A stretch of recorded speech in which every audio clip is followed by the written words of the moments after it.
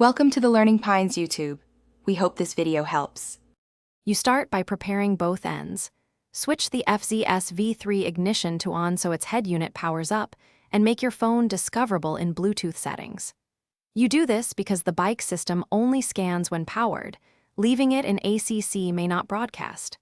Once done, confirm the phone will accept pair requests and keep the bike stationary. Make sure you know the common Yamaha PIN codes like 0000 or 1234.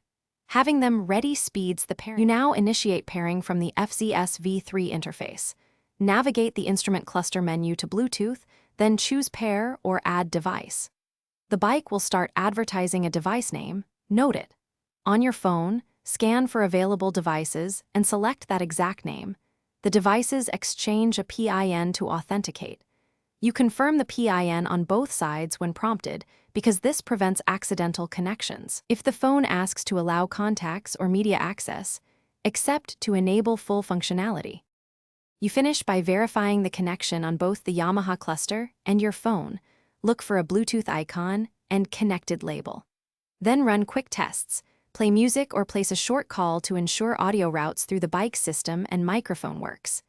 If you encounter problems, try one key troubleshooting tip. Power cycle the phone and toggle bike ignition, OFF, then on before re-attempting pairing. This clears temporary Bluetooth states and often resolves discovery or PIN mismatch issues. Thanks for watching. Consider subscribing if we helped you.